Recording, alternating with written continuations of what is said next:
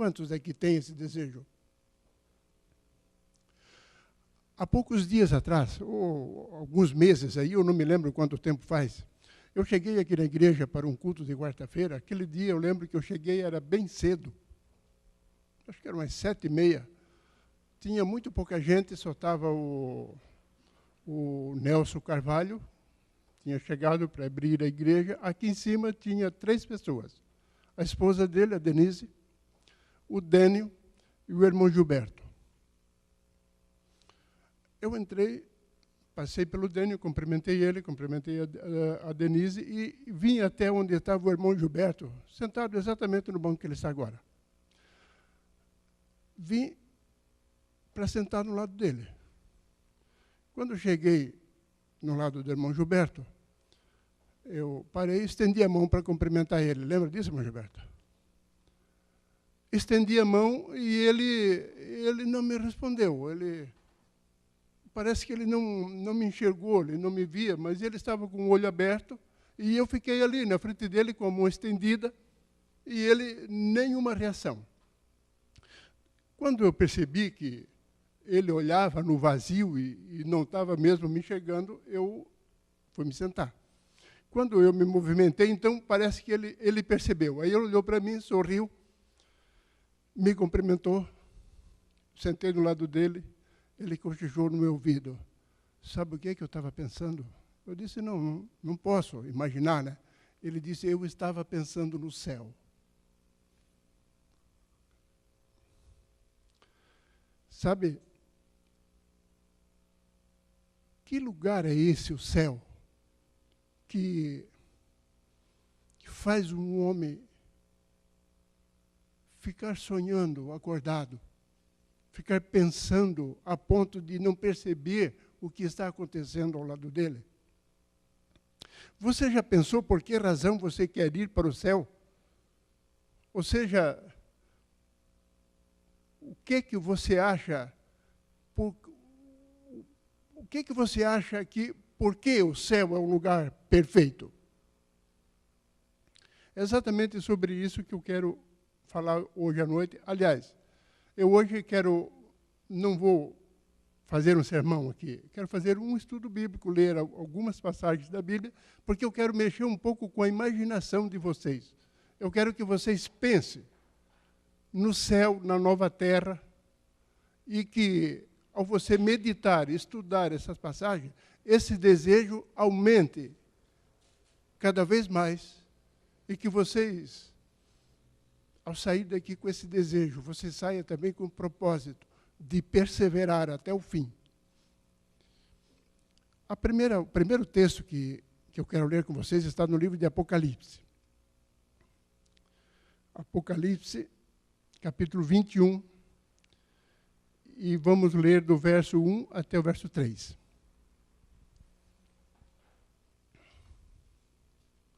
O texto aqui diz o seguinte: vi novo céu e nova terra, pois o primeiro céu e a primeira terra passaram, e o mar já não existe. Vi também a cidade santa, a Nova Jerusalém, que descia do céu da parte de Deus, ataviada como noiva adornada para o seu esposo. Então ouvi grande voz vinda do trono, dizendo: eis o tabernáculo de Deus com os homens. Deus habitará com eles, eles serão povos de Deus, e Deus mesmo estará com eles.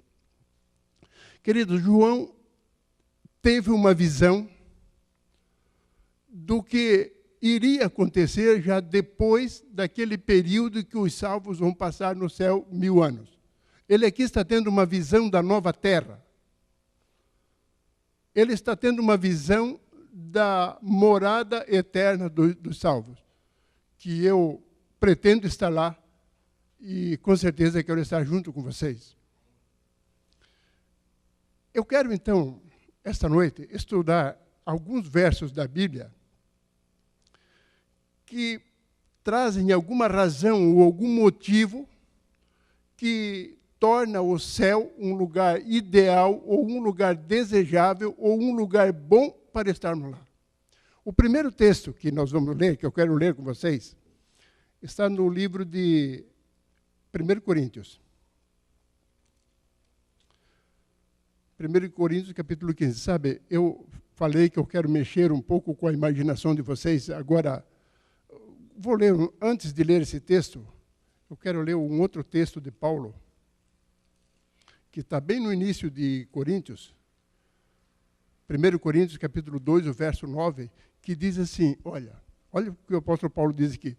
E o apóstolo Paulo, ele foi arrebatado até o terceiro céu. Eu não vou ler a passagem, mas está no livro de 2 Coríntios 12, a partir do primeiro verso. Ele relata de uma visão, ou aliás, nem uma visão, um arrebatamento. Ele diz que ele esteve lá e ele viu. Ele não encontrou palavra para descrever o que ele viu. E aqui ele diz o seguinte, nem olhos viram, nem ouvidos ouviram, nem jamais penetrou no coração humano, é o que Deus tem preparado para aqueles que o amam. Queridos, portanto, mesmo que você se esforce, que você não vai conseguir imaginar ou tudo que Deus tem preparado para você. Mas o que nós vamos ler aqui, eu tenho certeza que vai aumentar o teu desejo de estar lá. Primeiro texto diz o seguinte, eis que, 1 Coríntios 15, nós vamos ler o verso 51, 52 e eu acho que até o 53.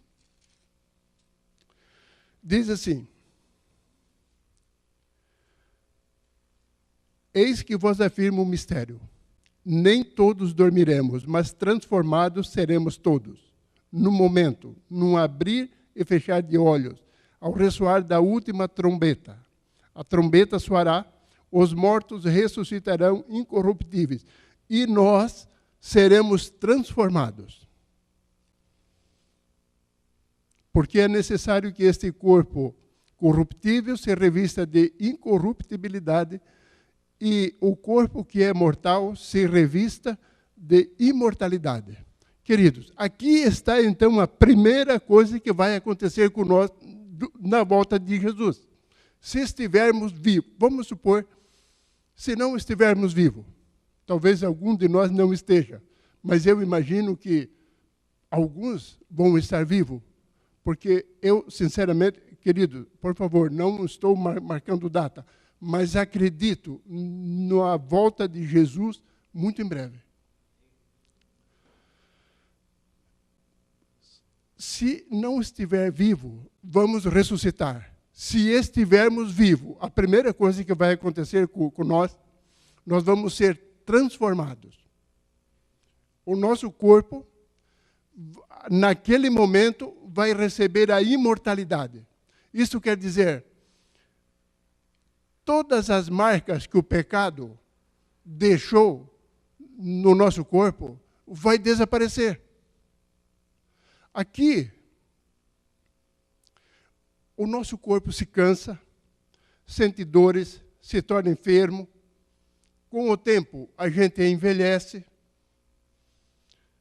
E quando a gente vai envelhecendo, algumas mudanças começam a acontecer. A nossa audição começa a diminuir. Eu já estou sentindo isso. Calculo que 30% da minha audição já se foi. A nossa visão começa a diminuir. Eu também, acho que com 7 graus aqui, penso que também deve dar uns 30% da minha visão que já se foi. Mas tudo isso vai desaparecer quando Jesus voltar. Nós vamos ser transformados. Sabe, com o tempo, nós somos vencidos pela gravidade, porque o nosso corpo vai envelhecendo, e as rugas vão aparecendo, e o ser humano, querendo evitar as consequências disso aí, tem procurado alguns atalhos, alguns caminhos. De que maneira? Procurando alguns recursos que hoje a ciência oferece, né? Cirurgias plásticas, grandes somas de dinheiro são gastas, sabe? E às vezes, não só o dinheiro, às vezes pagamos com a própria vida. Esta semana, a Globo News anunciou lá uma empresária em Goiânia perdeu a vida ao fazer uma cirurgia plástica para corrigir alguma coisa que ela achava que não estava bem. Sabe, queridos, no céu nós não precisamos mais usar esses recursos. Não precisamos porque nós vamos ter um corpo perfeito, incorruptível.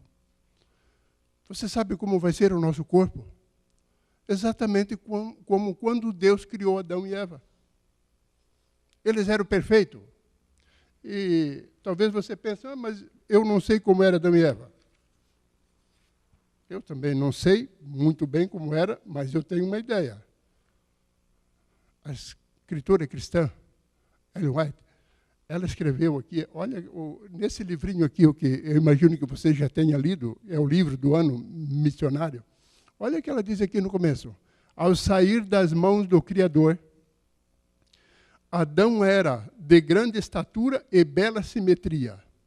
Tinha mais de 2 vezes a altura das pessoas que agora vivem na terra. E era bem proporcional. Suas feições eram perfeitas e belas. A pele do seu rosto não era nem branca nem pálida, mas rosada, irradiando uma tonalidade saudável. Eva não era tão alta quanto Adão. Sua cabeça ficava um pouco acima do ombro dele. Ela também era sublime e de perfeita simetria e muito bela. Queridos, quando isso acontecer, nós não vamos mais precisar de nenhum recurso para melhorar a nossa beleza.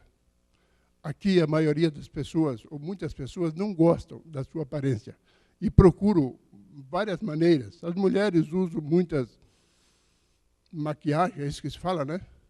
Pinto a unha, pinto uma coisinha aqui para melhorar um pouco, mas quando nós formos transformados, nada mais disso vai ser necessário. Seremos belos, perfeitos. Vale a pena estar lá, não vale? A segunda razão, irmão Zenato, leia para mim São João 14, 1 a 4. Aqui nós vamos encontrar a segunda razão por que o céu é um lugar interessante, ou a nova terra é um lugar desejável para estarmos lá. Não se turbe o vosso coração, credes em Deus, credes também em mim. Na casa de meu pai há muitas moradas. Se assim não for, eu vos teria dito, pois vou preparar um lugar. E quando eu for e vos preparar lugar, voltarei e vos receberei para mim mesmo, para que onde eu estou estejais vós também. E vós sabeis o caminho para onde eu vou. Queridos, a Bíblia diz, e essa promessa foi feita pelo próprio Jesus, de que habitaremos numa casa que Ele mesmo fez. Sabe, aqui a maioria das pessoas não estão totalmente satisfeitos com a casa que moram. Mesmo que você passe na frente e veja uma mansão, mas tenho certeza que o proprietário dela teria alguma coisa que ele gostaria de mudar, de mexer, de modificar, ou quem sabe já está necessitando de alguma reforma. Eu, quando construí a minha casa ali no bairro onde eu moro, eu tinha esse pensamento, já que é eu que vou construir a casa do meu sonho. E a gente conversava, eu e a minha esposa, mas foi só terminar para ver que ficou cheia de defeito. A cozinha estava muito pequena. E tivemos que conviver naquela situação muito tempo. Há pouco tempo eu fiz uma reforma, investi lá muito dinheiro, mas hoje ela já está precisando de reparos novamente. Inclusive, a pessoa que pintou a minha casa, de vez em quando ele passa lá e para, e ele quer pintar de novo. Por quê? Porque ele já está percebendo, os defeitos já estão aparecendo. Mas no céu, na nova terra, essas coisas não vai mais acontecer, queridos. Imagine só vocês, se em 6 dias Deus fez, aí a Bíblia que diz, não, Ele próprio falou. Não foi Ele que disse que em 6 dias fez Deus, criou Deus o céu, a terra, o mar e tudo que nele há? Imagina, se em 6 dias ele fez tudo, esse mundo. Agora, essa promessa que Jesus fez faz 2000 anos. É claro que não há necessidade de ele estar todo esse tempo trabalhando, mas imagina a surpresa que teremos lá. É por isso que o apóstolo Paulo diz, não tem como passar pela mente humana o que Deus está preparando para você. Tenho que ser um pouco rápido, porque o tempo avança, né? E sabe, esse assunto, uma coisa que eu gosto de falar, eu gosto de pensar, porque é o meu desejo estar lá no céu. Sabe, um outro motivo porque eu quero estar lá se encontra no livro de Hebreus, capítulo 11. Eu não vou ler esse capítulo todo com vocês, porque é extenso, mas se vocês quiserem ler em casa, vocês podem ler. Agora, é um capítulo bem conhecido de todos, porque ali fala dos heróis da fé.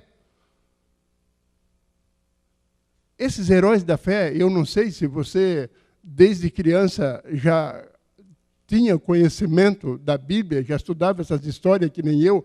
Eu, desde criança, eu aprendi essas histórias, eu ouvia, eu contava na igreja, e essas pessoas mexiam com a minha mente e com a minha imaginação. José, a história de José, filho de Jacó, essa história me impressionava. A história de Abraão, a história de Davi, e eu vejo como esses personagens ainda continuam mexendo com a mente das crianças, sabe? Eu percebo os meus netos lá em casa. Eles ouvem essas histórias e eles passam bastante tempo lá na minha casa. Eu vejo entre eles brincando assim. Eu estou pensando num personagem da Bíblia. Você sabe qual é? Aí o outro começa a perguntar, por acaso ele tinha uma funda? Enfim, vão falando assim até que consegue adivinhar. O meu neto, o menorzinho, ele gosta muito da história de Davi. E, de vez em quando, ele convida o outro irmão, que é mais velho do que ele, ou, às vezes, até comigo. Vamos brincar de Davi e Golias? Eu digo, vamos, mas ele já bem ligeiro diz assim, eu sou Davi. Ele quer ser Davi. Mesmo que Golias era mais forte, mais alto, muito mais poderoso, ele prefere Davi, porque ele sabe que Davi era vencedor. Sabe, esses personagens, querido, que nós ouvimos, essas pessoas vão ser nossos amigos lá. Nós vamos poder conversar com eles. Vamos pedir para eles contar histórias da vida deles. Quem sabe eles vão querer saber um pouco da nossa e com certeza vamos ter muitas coisas para falar para eles, mas eu fico pensando, nós poder conversar com essas pessoas. Imagina, estamos estudando a lição de Jó, e essa lição tem mexido muito com a nossa cabeça, né? Eu imagino quantas perguntas você tem para fazer para o próprio Jó. Queridos, vale a pena estarmos lá.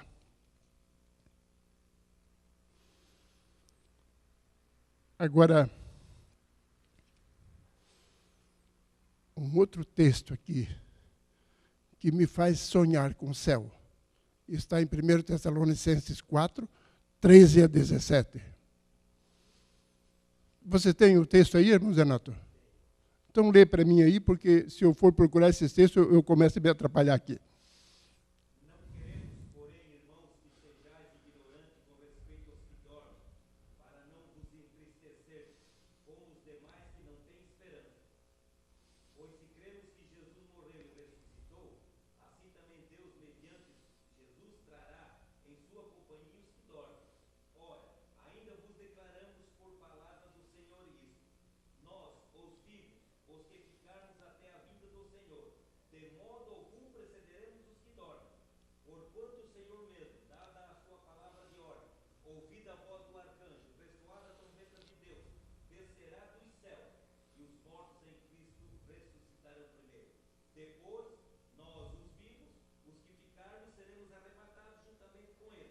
Entre nuvens para o encontro do Senhor nos ares, e assim estaremos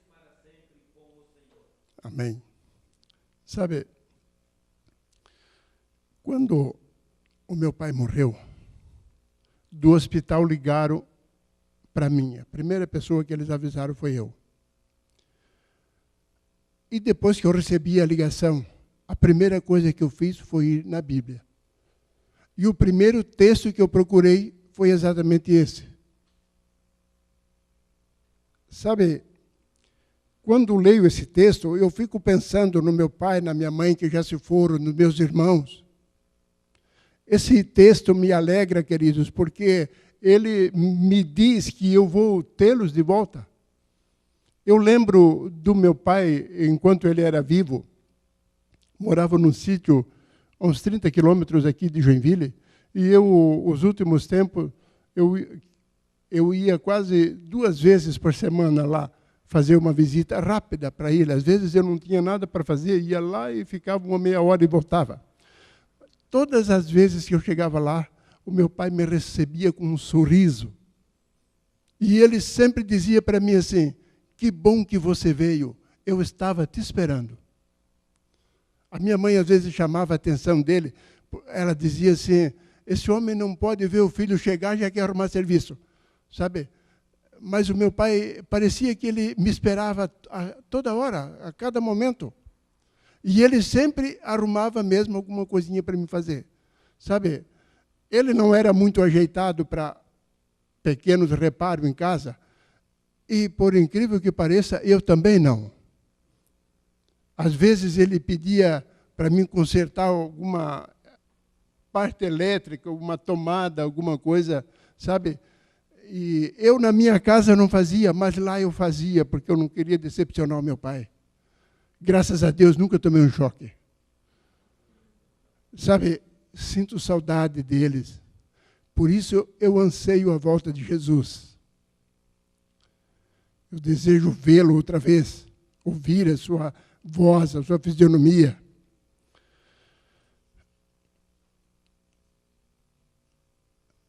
Queridos, agora eu fico pensando, às vezes, imaginando, o céu vai ser melhor pelo que vamos ver lá ou pelo que não vamos ver?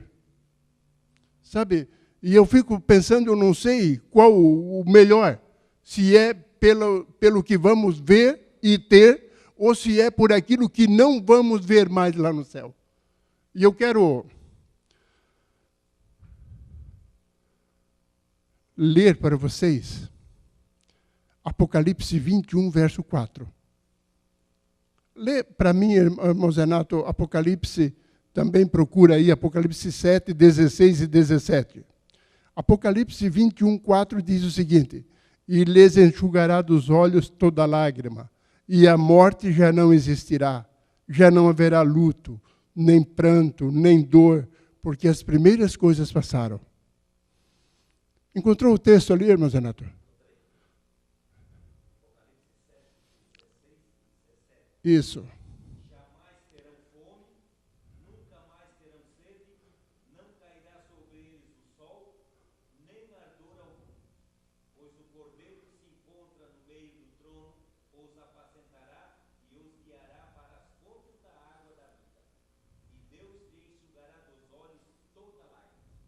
Queridos, pense comigo o que não vamos ter mais lá. O texto dele diz fome, sede, morte, lágrima, choro. E aqui você pode acrescentar todas as coisas ruins que acontecem aqui. Não vamos mais ter desencantos, não vamos ter mais lágrimas, não vamos ter mais morte, não vai mais existir separação. Por isso o apóstolo escreveu aqui, e o mar já não existe. Quando ele fala isso, ele está falando, não vai mais existir separação. Quando ele teve essa visão, escreveu, ele estava ilhado numa ilha onde ele não tinha como sair. Imagina a saudade que ele sentia dos seus amigos, dos seus queridos. E ele agora, quando vê essa visão, ele diz, não vai mais existir isso, separação.